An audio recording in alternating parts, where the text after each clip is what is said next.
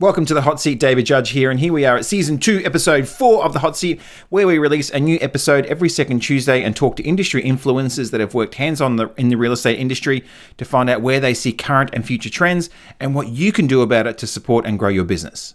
Now, the other week, Eva and I were fortunate enough to have a chat to Ray Ellis, who is the CEO of First National, where we gain Ray's insights and opinion on where he sees the industry now, where he sees it in the future, and the challenges and changes we can see in the future. Now, what I found most surprising out of the whole interview is that Ray actually comes from a varied background, everything from running a casino, managing an AFL club, running a marketing company, and also working as a part of the travel industry during its biggest time in transition. Now, this is all before he took on the current role of 14 years at First National. In our interview, we also discuss why the industry needs to be more adaptive to change and why a defined point of difference is more important today than ever before, the importance of becoming an expert in your area and using that to get more business than your competitors, the change in dynamics of the Australian population and how we're becoming a rental society and how that's actually impacting the industry, and so much more. When talking to Ray, you can see how his experience across a variety of industries has helped him to become an authority in business management and growth for real estate. And in this interview, you can also see how Ray's passion for the industry will be important for the industry where it is right now and in the future, and as it currently continues to adapt to constant change. Okay, great interview. Let's get into it and have a watch of the interview and roll it.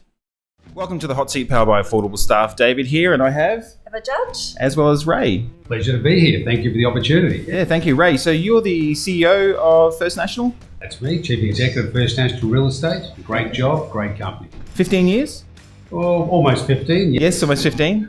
Very good, very good. So thank you again for coming on to the show. Basically, what we're going to do today is have a conversation with you around where you think the industry has been in the past, where it is now, and where you see it going in the future. Sound good? Sounds good. Try and cover all those bases. Excellent. So we'll just start off with the first question. So can you tell us a little bit about yourself and how you entered into the industry? Well, I've had a varied career. I've ran a casino and transportation company in Las Vegas. Okay. I've managed an AFL club. Yes. I had my own advertising agency for 10 years. I was managing director for Asia Pacific of the biggest travel company in the world. Yes. And I started out in the insurance industry when I was a young man. Oh, wow. So it gives me a broad range of experience across a whole range of industries. But my career and background has always been about change, and not so much trying to predict the future, but make sure the company I'm working for or own is ready for the future. Because the future's not tomorrow, the future's today. That's correct. And do you think that the previous roles and positions and jobs you've had throughout your career have really helped in the real estate industry now? Correct. They've always been about the travel industry. That was about the change of the internet coming into that industry. Advertising was about how you get your product, your services out in a very crowded market. And working in America, that gave me great expertise of volume and transactions and commitment to excellence. So it's not just myself, but anybody in their industry in their own personal lives, they need to bring that experience to the fore to how you can make not so much your lives better, the company you work for or with better. And that's what I try and do at First National. And so within First National, so do you come from a sales background or property management background? Or No. Neither? Yep.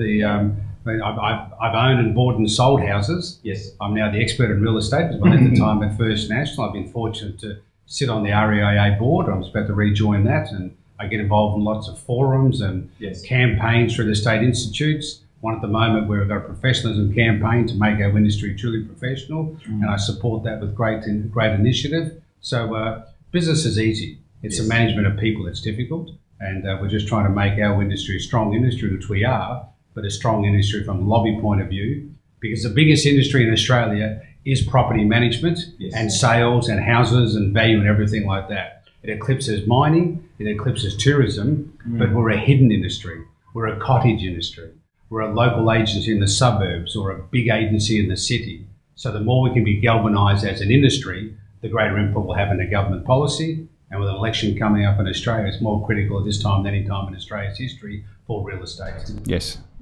Yeah, so just so moving on that and talking about the industry right now, what do you see as being the biggest challenge or problem in the industry at the moment? I'm a bit of a heretic when it comes to things like that. There's a phrase around the moment called disruption. Yes. Well, disruption is just called business. Yes. It's change. New people come into the markets. How did the horse and carriage industry go when cars were invented? How's Kodak going now when it's digital processors rather than films? That's right. You know, how's Blockbuster going with streaming of movies as opposed to hiring them? So you have to be prepared for change. But the biggest problem facing our industry is there is many organisations that think they can be part of the information distribution to those considering real estate. And the best source of information is your local real estate agent expert. Yes. They live in that suburb, they work in that suburb, they know what's going on in relation to values, planning, commitments, whole range of infrastructure, whatever. So the local expert real estate is the main source of information, and it doesn't matter how many apps are bought out, how many reports you're able to receive. That good, solid local expert information is the strength of our industry and the biggest challenge to our industry. So touching on that, so how do you find in our current space, how are our agents and our property managers adapting to this change? Are they coping with it okay, do you believe, or do you think sometimes they can get a bit held up in this is how we've always done things in the past? I'd like to say, and it's true, that all the First National people are coping very well with keeping with the tools for that change. I have to say that. But generally, as an industry, not just real estate, not very well at all.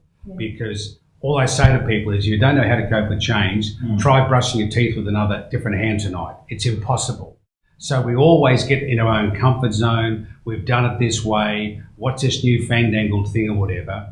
And until we actually see that it's working, we've been dragged into using it, that's the most difficult thing. Because we are creatures of comfort. We are creatures of habit. I'm reluctant to say we like to do things the easy way, but if we're doing it, we're comfortable, we'll keep on doing that way. Yes. But the problem with that is you are then in the pile of your competitors. And any business, you have to point out what is different about you. And it's really evident in real estate because we're just an industry of undistinguished colours. Yes. So the First National colours are the only difference between, say, another agency, and that's what the public see. Right. So how we adapt to give them a point of difference is critical. And it's more critical now in today's society because the consumer wants to be communicated with the way they want to be. Yeah, and that switches now. And that's their choice. So we're still doing the same old things that were great 6 months ago, great 10 years ago. That's ancient history. So we have to be prepared to change, and it's a nuisance, and it's hard, and we've got to brush our teeth with a different hand, so it's impossible, whatever. But guess what? That's what life, and that's what works. And occasionally you'll have someone dropping off as part of that because they can't deal with the change. Correct. But that's the reality of it. And you look at our journey over the last, in our business, up until about 5 years ago, we were an online marketing business, and that's where we had a majority of our clients.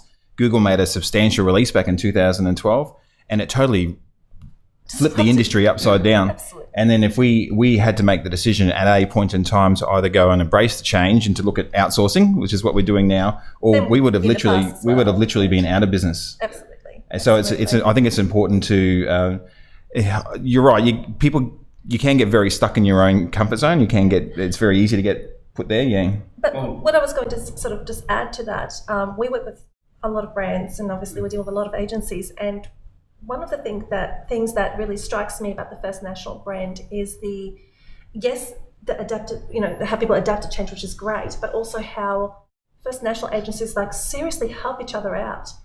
It's one of the things that really it stands out. Like you'll be talking to someone from First National somewhere in Queensland, and they'll be saying, I was just on the phone to somebody in Victoria. They were just teaching me how to do this and this because that's what works really, really well in the business. It's really quite amazing to see that support within the network. Well, thank you for that because we work very hard at that. Yes. We call that our fabric. Because as I said before, business is easy. I don't want to decry our industry, but basically what we do is we sell second-hand houses. It's not a complicated product. It's not a complicated process. But the difficulty is getting the vendor and the buyer to meet. Yes. So how we manage people is very important because if you're happy working in the First National office, if you see an advantage and your career's going well, you will enjoy work. Yeah. So what we call our fabric, which is the way we relate to each other, not in competition, not in arrogance, not in apathy, but just in how do I have a better work life tomorrow? We believe that's better at First National. Because if you don't enjoy your work, you have a miserable life because we spend our time at work.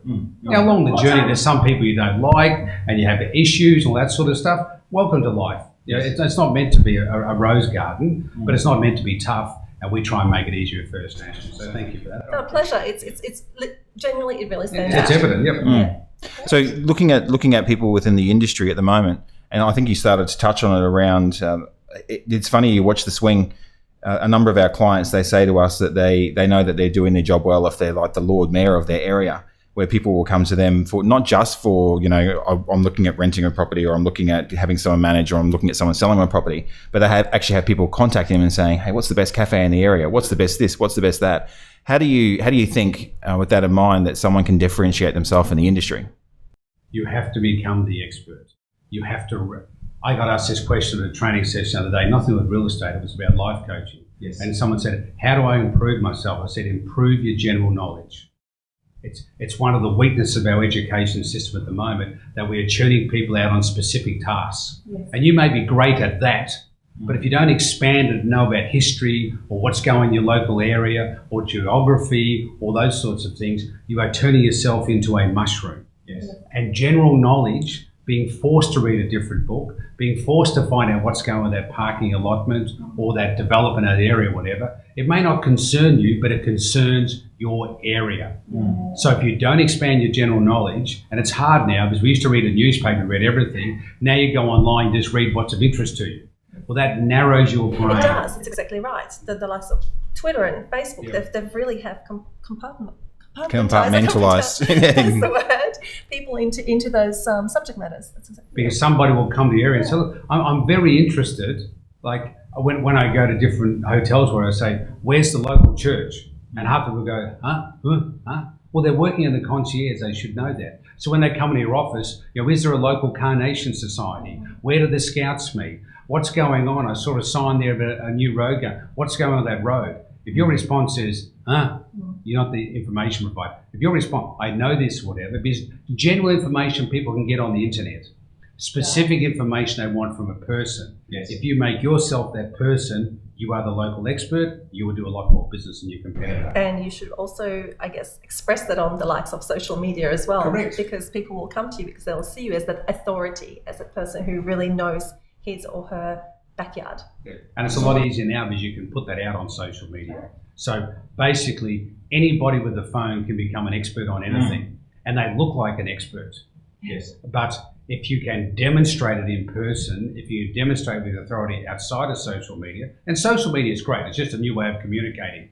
But eventually, and this is the strength of our industry, you asked before what I like about it, the best thing about our industry, it's people talking to people. Yes. And that is, if you are a good communicator, and if you are genuine, and you do want to assist people with the biggest investment of their life, which is a house or an investment or a commercial property business, if you are genuine, that separates you from your competitor. So improve your communication skills, not just because it's going to be an advantage for you today, but it's going to be an advantage for you, all sorts of people, those sorts of things, because then you will get the referrals. Someone will call you up and say, I was asked to call you because they said you are the expert on this. Yes. That's what you're able to put out there. And social media makes it easier. And I think the other thing, expanding on that, is you see the agents, or you see the people in property management that look at it as a lifestyle as opposed to a job. And when they see it as a lifestyle, they have full ownership of it. And they're not, if someone says, what do you do for a living? They don't go, I'm a real estate agent. They say, well, I'm a property manager. Yeah. Or See, property managers are asset managers. That's what they are. Because it's someone's biggest asset, it's a portfolio.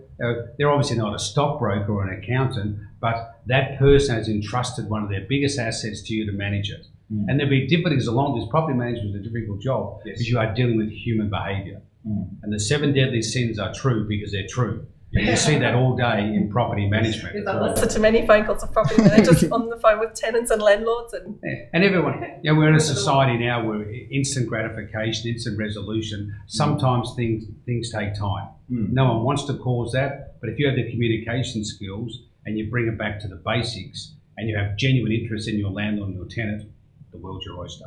Because most people outside of First National do it poorly. So expanding on that and just talking about, we're talking about where the industry is now. And it's funny, beforehand you said 6 months change. It really is like that. When we, the changes that we're noticing over a shorter period, and it's the gap in the time in change is lessening and lessening and lessening. So I dare to ask the question, what do you see as being the biggest challenge in, let's say, the next 2 years, and what do you think we can do about it as an industry?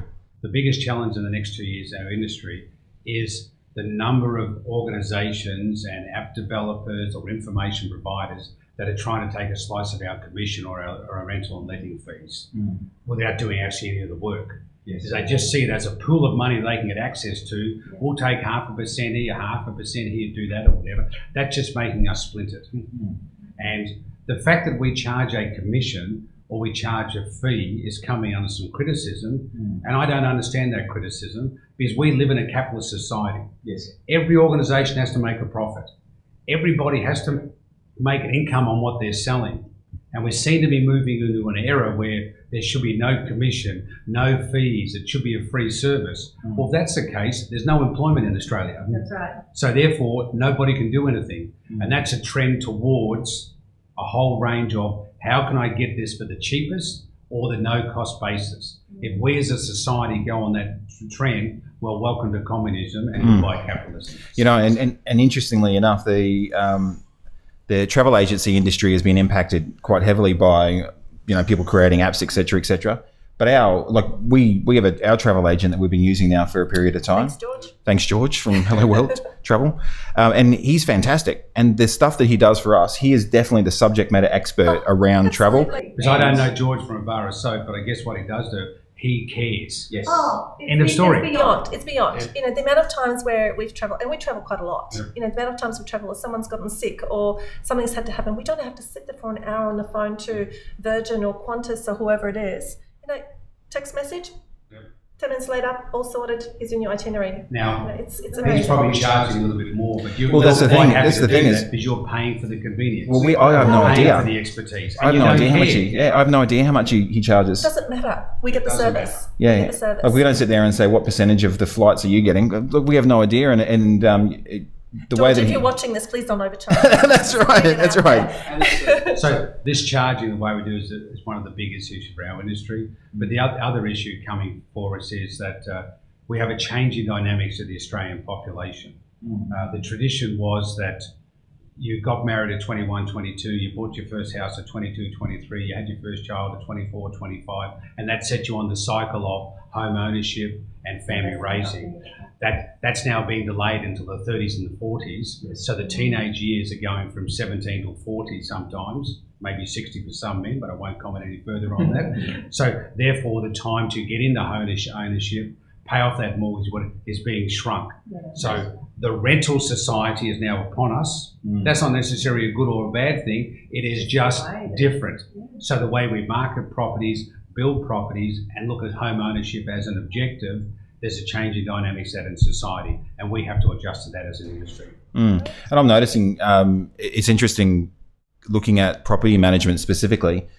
I'm noticing a number of the different elements of things that you'd see within the real estate, the sales side, now starting to come across to property management, and in a way to assist different agencies from differentiating and offering that level of service that that you would have. As opposed to a single transaction, the small micro transactions that you have when you're dealing with a property management agency. So it's fascinating to watch that transition of a lot of the techniques from sales coming across to property management as well. So, and you have to differentiate. Yes, I mean it's an asset investment. So if you're choosing a property manager and their services based on the lowest fee, you are making the wrong decision because you will get what you paid for. Yes, and if you're happy to have your assets devalued, then take a cheaper fee. That's the part that really gets me sometimes. It just makes me go, wow, because people want to go for someone that has the lowest management fees, but you're giving them, well, most people are giving them the biggest asset they will ever own, and yet they're expecting them the same level of service. You have to learn to shift the debate. There's a wonderful phrase I use with people when my children used to say it. I'm bored, and my response would be only boring people are bored. So, and it's true. So if you're only looking for the cheapest fee, we're not the person for you because you will get that amount of service. Yes. So you have to elevate the discussion away from the fee to how do you want your asset managed? What do you want me to take off in managing your asset to reach your expectations of the fee? You have that discussion. Most people say, oh, I want all that. Okay, well, then thank you for the discussion. Yeah, but we've got to have the courage to have that conversation. Yeah. Mm. And I think a lot of people coming from a property management background probably don't have the sales techniques and experience. And that's up to the principal to do those sorts of things or whatever, because it's a challenge for property managers. It's a challenge, yes. So last question before we go on to the hot seat questions. What special advice would you give to somebody that's looking at coming into the industry right now? The real estate industry is a wonderful profession because we're about helping people. We have some hard challenges. It's a hard job. You work long hours. You don't end up driving a BMW and wearing a three-piece suit and looking sharp on day one. Yes. And that shouldn't be your objective. Your objective should be you can build a business around your communication skills, you can build a business around your expertise, and you can set your own hours and your own limits to what your income can be. Now, that's a wonderful opportunity in today's society in an era where education, degrees, compliance, a whole range of issues will dominate it moving forward. The financial planning industry is being wrecked by compliance. The average age of that industry now is 61, 62 because no one's going into it. So financial planning is going to suffer in Australia in the next 10 or 15 years. Real estate still provides that opportunity. But be prepared to do the hard yards, because I know for a fact, and as I said, I've worked in lots of industries, the great strength about the real estate industry is if you do the hard yards, you will succeed. There's no luck involved in it. You do the hard yards, you'll succeed. A lot of other businesses, you start a restaurant or a dress shop, you do the hard yards, you're not guaranteed to success. You do the hard yards in real estate, you will succeed. It's guaranteed. That's my advice to people. It's a great industry to be involved in because we're helping people. Okay, so we're just going to take a quick break, then we'll come back and we're going to roll out with the hot seat questions. Perfect. Look forward to it. Okay, welcome back to the hot seat. We're taking a short break. Thank you, Ray, again for answering all the questions. Pleasure. Give it your best shot. Excellent. So now we're moving into the 60-second hot seat where we ask questions, short, concise, but if you have any more details you want to add, then most definitely. Okay, you ready? Yep. Okay, your number one bucket list item. Number one bucket list item is go to the falls in South America, the Iguazu Falls. Fantastic. Strangest thing you've ever eaten? Strangest thing I've ever eaten is fried cockroaches in Thailand, which is like a pack of potato chips. They were very yummy. Oh, they were tasty. Well, there you go. Do they add salt? I didn't eat it. Describe yourself in 3 words. Tough, caring, and consistent. How do you spend your first 3 hours of each day? Wake up, check what's going on and some current affairs shows I taped overnight. Yep. Go to the gym every 3rd day and start to think about the day. Fantastic. Favourite drink? Mineral water with lemon juice. Would you prefer to be invisible or to be able to fly? I think fly, get around quicker. Yes. A mistake that ended up being a success? Bought shares in a company which I thought was a good idea, was a terrible idea, but turned out to be the best thing I ever did. Very good. Morning or night? Morning. Weapon of choice? I don't like violence, so I'll pass on that one. I think a number of people said their voice as well as their phone. University or School of Hard Knocks? School of Hard Knocks. What advice would you give to an 18-year-old Ray? That's a standard answer. Don't sweat the small stuff. Everybody worries about stuff that's unimportant. One item you could not live without? My wife would say my phone, so I'll run with that. Cats or dogs? Got a beautiful dog named Harry, so that's the one. Yep. And how many keys do you have on your keyring? About 22. About 22. There you go. Yeah, we're anti-key people. Yep. We've managed to go to 0 now. We managed to go to 0. Fantastic. That was it. Easy as that. Glad to be of help. Yes. Well, thank you very much again, Ray, for sitting and interviewing on the hot seat. Thank you, Eva, as well, for co-hosting with me. And yes, we'll talk again soon. Great job. Thank you. Thank you. Thank you for listening to the episode with Ray Ellis. And before you go, I'd ask if you enjoyed the episode that you subscribe to our podcast, which you can find if you search for The Hot Seat, where you listen to podcasts, especially on Spotify and Apple Podcasts. I also want to remind you that The Hot Seat is powered by Affordable Staff, and if I am 100% honest, we could not put The Hot Seat together without outsourcing. There's a lot of background work that goes into creating a podcast, and this could not be done without outsourcing it to our overseas team. I record the content that you're watching now, and then I send it offshore where they handle the video and audio edits, the podcast distribution, the creating of the short excerpts that we post on Facebook, preparation of the mail out that goes out, and so much more. So thank you very much to our team within the Philippines. Okay, great. Thank you again for all your support, and we'll catch you again in a fortnight in the next Hot Seat.